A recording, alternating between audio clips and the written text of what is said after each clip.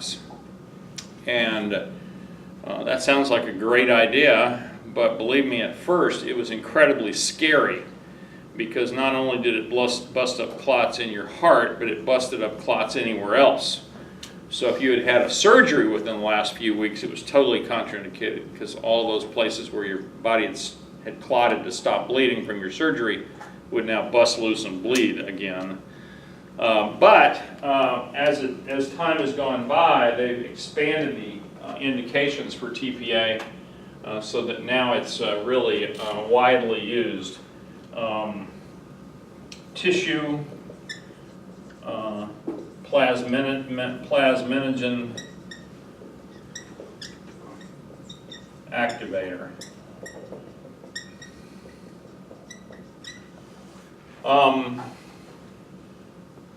We mentioned it when we were doing the blood chapter. We talked about blood clotting, and it's very important that our blood be able to clot when we start bleeding, for example. But once we get the bleeding under control and it's stopped bleeding, we then need our body to be able to come in and make those clots go away, right? That's called lysing the clots, or thrombolysis. And this is a drug that has been developed that really does that big time and lyses the clots. So as we walk around in daily life, our blood is constantly in a state of either clotting or reabsorbing the clot. Kind of normal. You guys are all forming clots in your legs right now as you're sitting here, but your body is digesting those clots so that they don't create a problem for you. The business about the ectopic pacemaker that you saw, this is really what kills 99% of all heart attack patients. It's not the fact that they had a clot form in one of their coronary arteries that destroyed so much of their heart muscle that they couldn't live. What usually happens is they get a small area of their heart that dies, like you saw there, and then that area, as it's dying, it starts throwing off all these weird signals. So, normally we have our pacemaker is up here, and it spreads down here to the AV node, and then it comes down through the AV bundle, and then the two bundle branches on either side, and then out through the Purkinje fibers. It's a very organized system. Every heartbeat in every one of you in this room probably is starting right here in your SA node, your sinoatrial node, coming down to your AV node. It gets delayed there a little bit to allow the atriums to finish contracting, and then it releases the electrical charge comes on down here. But what happens if you have a little piece of your heart muscle out here in your left ventricle that suddenly starts throwing out ectopic paces or ectopic shocks? So now you've got a shock starting here, and it spreads out. It gets into this, and then it spreads down here, and it goes up here and comes back down here, and then this side of the heart contracts. Then it goes backwards up there, and it just starts spreading all over. And that's what ventricular fibrillation is all about. If you ever get a chance to go see heart surgery, once they get the heart cannulated, they got the tubes in the heart to suck the blood out, to put the blood back in, because the blood's not going to be going through their heart while they're on the heart-lung machine. They put a couple little paddles on the heart and zap it and cause it to fibrillate. And you can see it, even if you're up in an observation thing up there, and the heart muscle is just kind of doing this, just like they illustrated on that video. It's very a weird feeling. I've had the experience of actually holding a fibrillating, having my hands around a fibrillating heart, and obviously that heart is not pumping any blood, but then you can actually do open cardiac massage if you have the chest open and you've got your hands around the heart, and kind of interesting. You don't ever forget it. It's one of those things. And then the other thing they showed in the video that they didn't really talk about was after they shocked him, and the idea of shocking is not to restart the heart, it's to calm down all those ectopic pacemakers and short them all out, and then allow the heart to come back normally with its normal heart rate. Okay? So allow the SA node then to take over again, which is what happened. And you wonder, well, why doesn't that just happen again? Well, it does. It will happen again. And the thing they didn't mention in there is you always would start a patient on lots of anti-arrhythmic drugs. The most common one is lidocaine. So you start a drip of lidocaine, and that suppresses all of these ectopic pacers so that the SA node continue to be the one that's firing. What's the drug again? Lidocaine. Same as you numb your teeth if you're working in a dental office. Lidocaine. And that's an anti-what drug? It's an anti-arrhythmic drug. It's also an anesthetic drug. Yeah. For some reason, I'm thinking that I've seen TV shows where they up the voltage. Is that correct? Yeah. Yeah, I've never shocked anybody at 200. I always go straight to 300, which is kind of the max. Just go 300.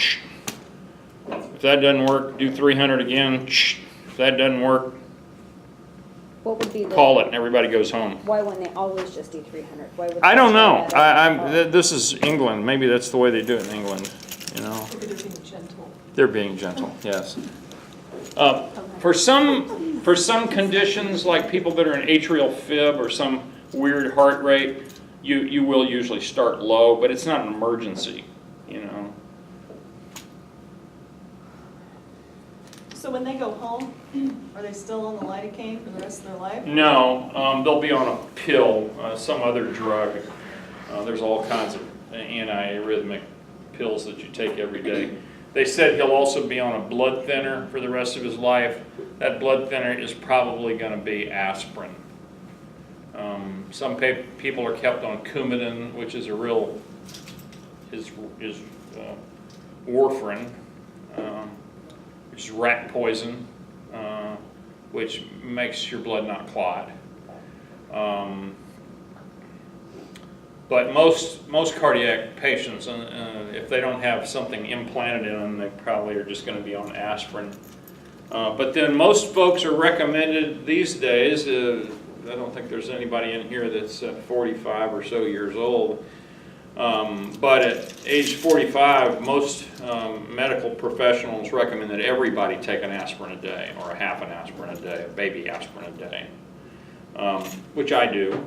And aspirin gives you has a pretty significant anti-platelet effect, so those platelets don't just clump up like they did in this thing here, and it can prevent you from having problems like this. So, you know, aspirin therapy is really recommended for most anybody by the time they get to be 45 or 50, and it's just a very mild blood thinner. Yes? Is that TPA the same medicine that they give stroke victims within the first few hours? Occasionally, yeah. The TPA is also used for strokes. But you have to know it's an ischemic stroke. It's a stroke caused by a clot, and not a stroke caused by a bleed. You know, there's two major kinds of strokes. One is an ischemic stroke where a little clot forms in the artery, and depending on what part of the brain tissue has a clot in it, it's not getting blood, that's what symptoms you'll get. The other kind of stroke, which is much more serious, is usually caused by a ruptured aneurysm, a blood vessel that busts, or a little bitty blood vessel out in the brain tissue itself that opens up and starts bleeding. And those are really pretty devastating, because imagine, it's like taking a fire hose and shooting it into Jell-O. Because your brain, the consistency of your brain is about like Jell-O, and now you've got 120 millimeters of mercury hosing out into your brain. It's not a good deal. So those patients you certainly wouldn't want to give TPA to. So that's going to take a while to figure out. Whereas you can do an EKG in about a minute and have the answer. Whereas in the brain, you're going to have to get a CAT scan or an MRI or something to see really what the problem is before you could give the TPA. But yes, it is used. In the video it said that the cholesterol would always be there. Is there no natural way to shed cholesterol from the body? Does that have to be manually removed? We all make cholesterol. I mean, like that plaque buildup. Yeah, the way to do it is just not eat too much of it. Our body makes a little bit, but we eat a ton more in this modern first world diet that we eat. And once it starts building up, can you get rid of it by changing your diet? You can. That is the multi-billion-dollar question. When somebody invents a drug that will actually make plaque go away, make plaque dissolve in a safe manner, and not when it dissolves have it break off, you know, that will win them the Nobel Prize, and it will make them about more money than God has, you know. I mean, it'll be unbelievable, because think of the impact. You could charge most anything for it and people would take it. It's almost like Viagra, but not quite as fun, I guess. There was a movie about Viagra and the pricing of Viagra. It was hilarious because people would literally pay anything. Men would pay anything for it. Okay? All right, so any other questions on that little video? Yeah. Do they ever have to worry about when they give that TPA, like something else breaking loose and landing in your brain? Oh, sure. Yeah, TPA has significant risks to it. But when you're in this guy's situation, you just take those risks.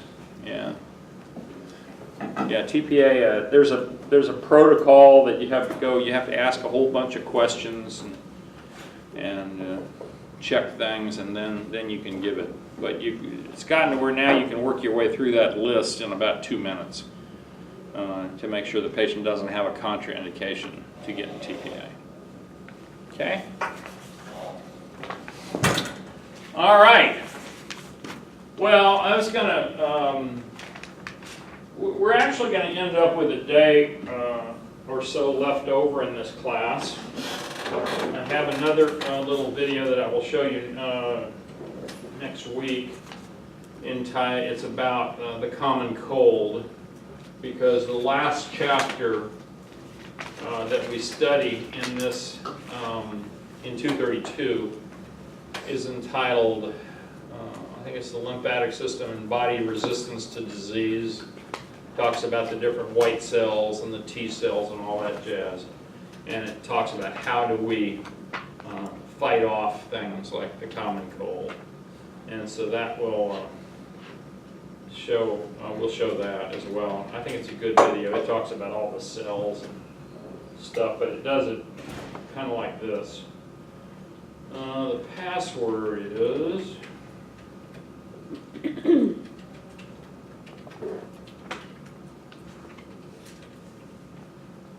I think it's long enough. it isn't long enough.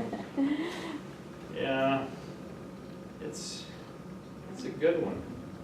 I got so tired of them saying you have to have a capital letter, you have to have a number, you have to have a symbol. You know, this isn't a strong password, so I made this one long one, and now I'm using it for more and more of my accounts, but just for my own ease. All right, so let's go to 232, and let's go to content. I walked off and left my computer at home this morning, which is really okay, because I can give this lecture off of this lecture PowerPoints. And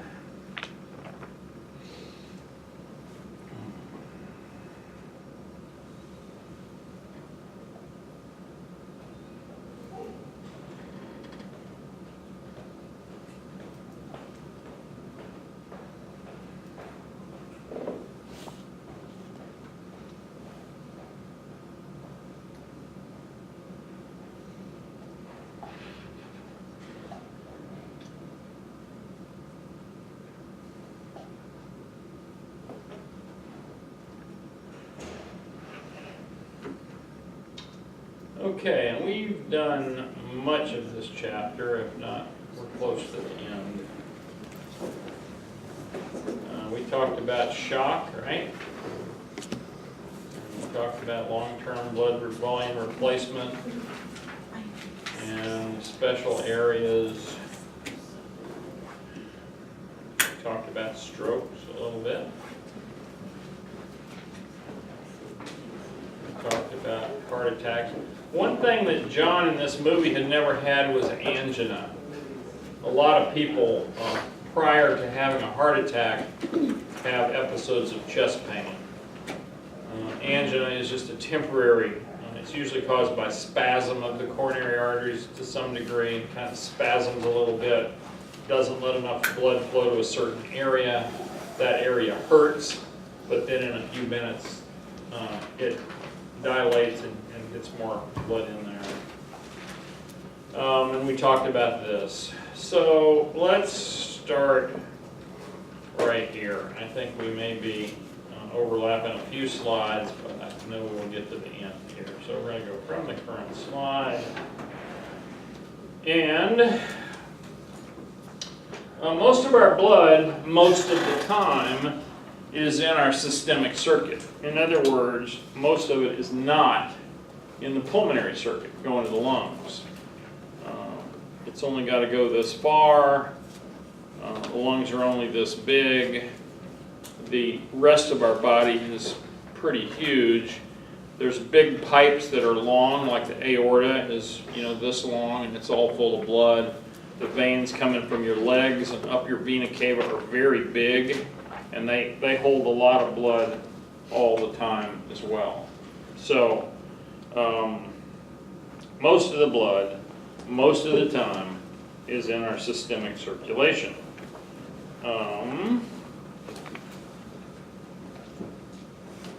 And that's just fact. Not that big a deal, but hope that makes some sense. Magic, I found it.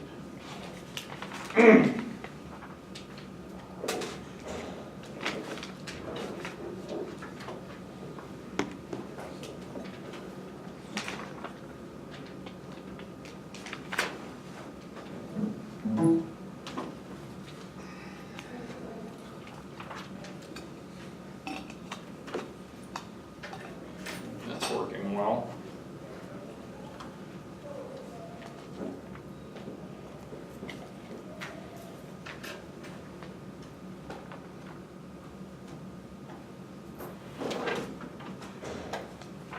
Okay, so here's the blood vessels. I think I ran over these the other day.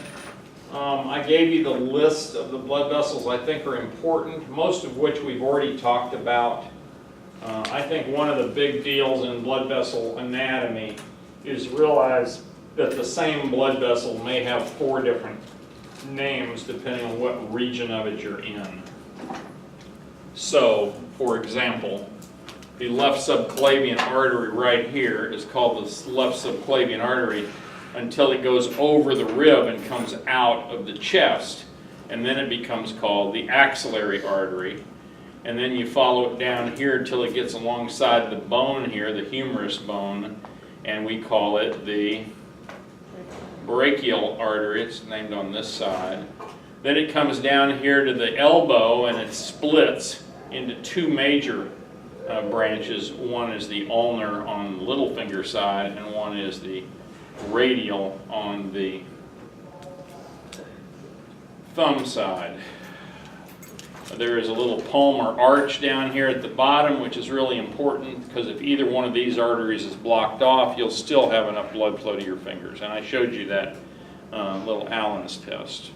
Yeah. And the same thing holds true of the aorta. The aorta comes right out here, out of the aortic valve. And notice that immediately after you come out of the aortic valve, the first branches are the coronary arteries, illustrated here in yellow.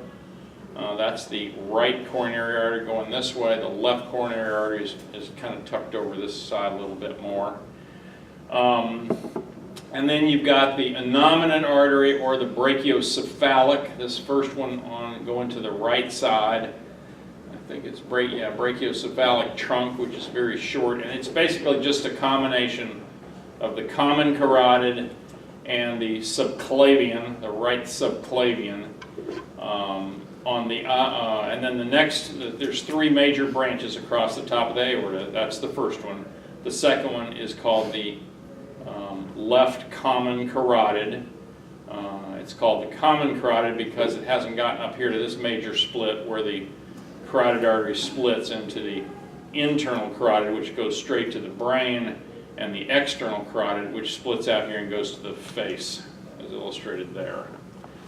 Then the third one is called the left subclavian. It goes this way, and as I said, it changes names several times. Then you call this the aortic arch. You call this the descending aorta, and the descending aorta comes down here, and it splits into the common iliac artery.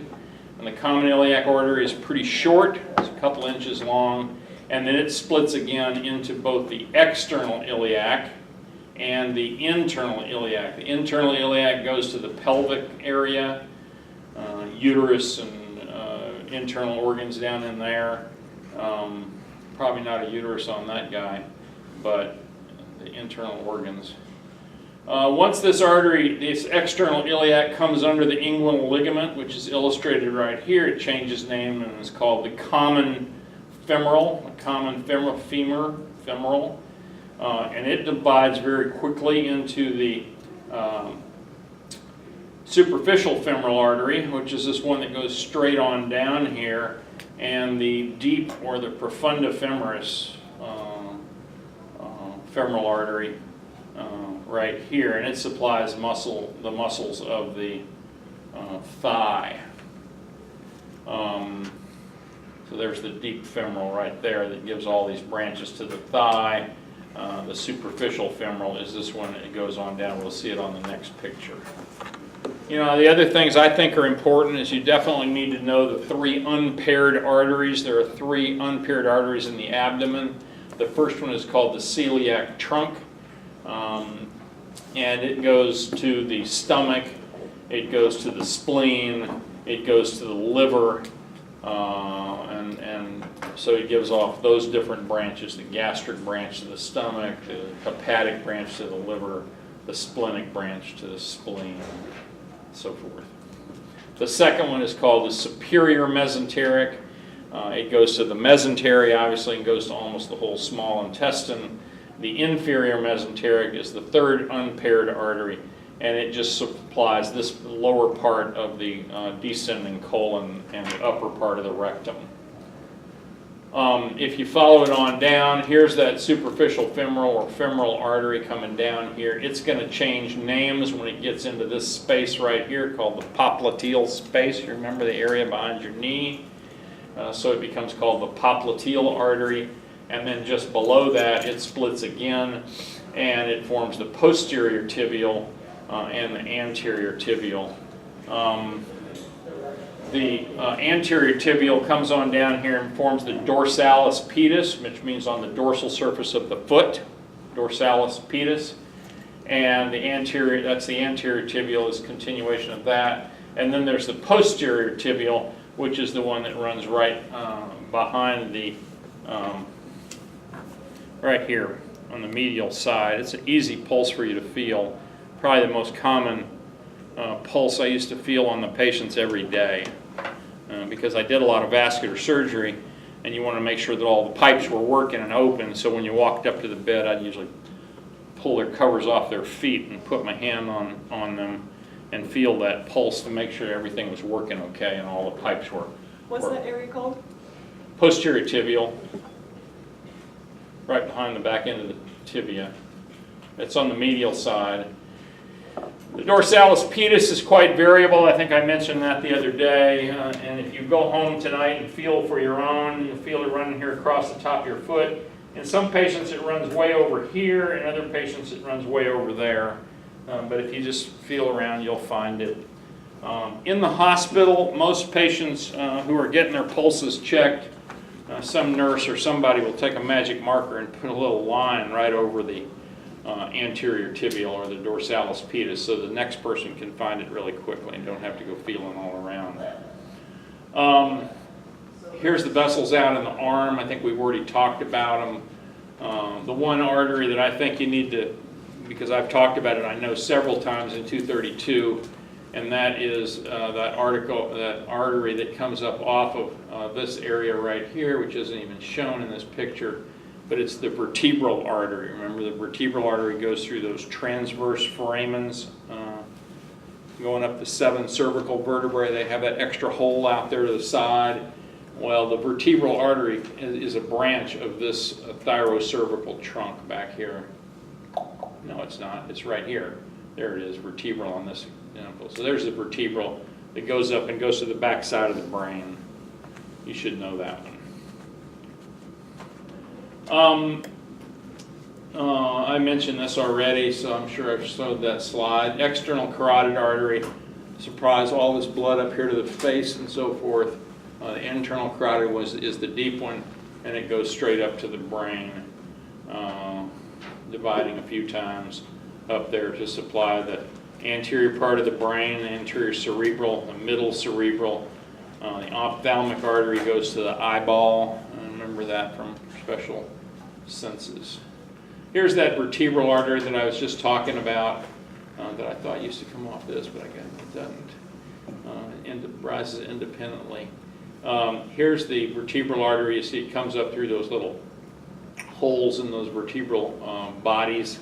And then it comes up here, joins with the one from the other side to form the basilar artery, and then goes on up to join the circle of Willis up here to meet up with the blood flow that's coming up through the internal carotid right here. So you basically have 4 blood vessels carrying blood to your brain, and they all hook up here. And if any one of them is blocked off, you're probably going to be okay because the other 3 can pick up the slack.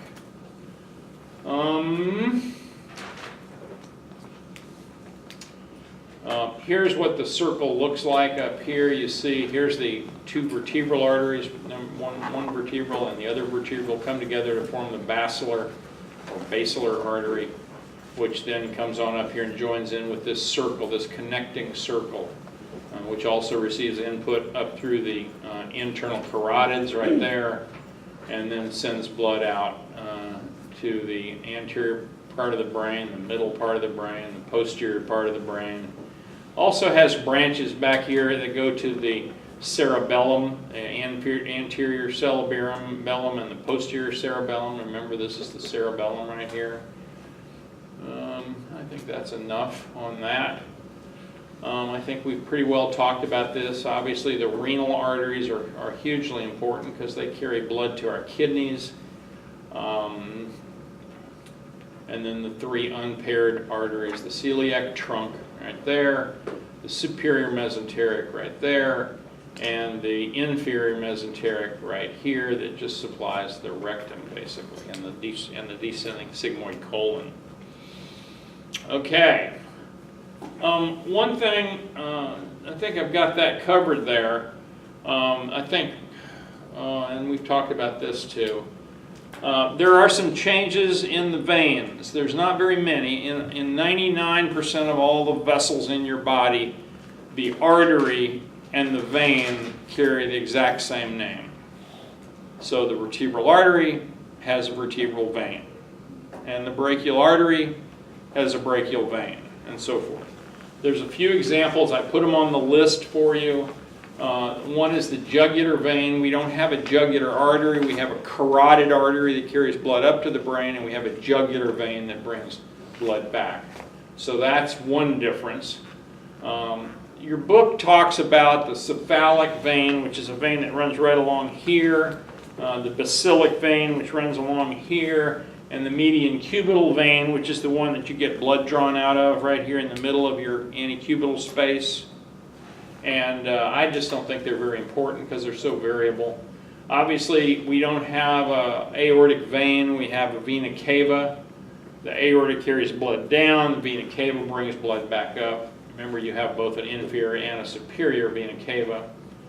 The saphenous vein, I think I mentioned the other day as well. The saphenous vein does not have an arterial component, or at least one that's consistent with it. And the saphenous vein is the one that runs right up the middle of your leg. A lot of women get upset because they get varicose veins, And varicose veins usually occur in the saphenous vein right here along this area.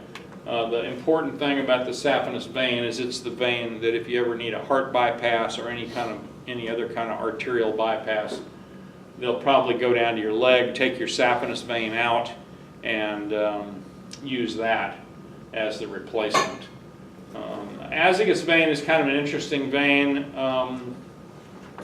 And the thing that's interesting about that is, let me just explain it to you like this. You've got the superior vena cava that gets all the blood from your head, your brain, the top part of your body, and brings it back to the heart, right? You've got the inferior vena cava that brings all the blood back from the feet and the lower abdomen and brings it back up to the heart. The stuff in between, which is kind of in here, like this, which is mostly your chest and your chest wall, it all flows into this azygous vein. And that's really the only significance of it. And you can see a picture of it in your book. But that's an important thing. You should know about it. The hepatic veins and the hepatic arteries are very different. They take different routes. I'll talk about that in just a minute. And then we have this other vein, which is called the portal vein, or the hepatic portal vein, which you probably haven't heard about yet. And we will really talk about it more in the 233 in the digestive chapter. So here's all of those veins. These all pretty much have the same names. Here's the saphenous vein, which is that extra one, which is right under the skin. I can feel my saphenous vein, the whole length of it. It's just right there under the skin. And I took hundreds of saphenous veins out that we used in heart surgery. We would just take the whole thing out, turn it around so you don't have to worry about the valves that are in the vein, and then sew it in place, and it works just fine as an artery. So let's go back, let's go to the next. The dural sinuses are also different. That's the blood flow from your brain. We talked about it before, and I think the best way to look at that is on these pictures. Remember, you have the superior sagittal sinus up at the top. You have which is in the fold of the falx cerebri. Remember that fold of dura that extends down through the middle between the right and the left cerebrums. Then you have your inferior sagittal sinus, which is here. Both of these flow backwards. This one flows to the back of the head. So all the venous blood from the brain collects back here at the back end in the transverse sinus, and then does this little loop-de-loop through this thing called the sigmoid sinus, and then gets into the jugular vein and heads down the neck through the jugular vein back to the superior vena cava and on back to the heart. Remember, there's a little thing here that divides the two halves of the cerebellum called the falx cerebelli back there, where its blood drains through a dural sinus as well. So, quickly, I know we didn't talk about this the other day, the hepatic portal system. What does that mean? Well, first of all,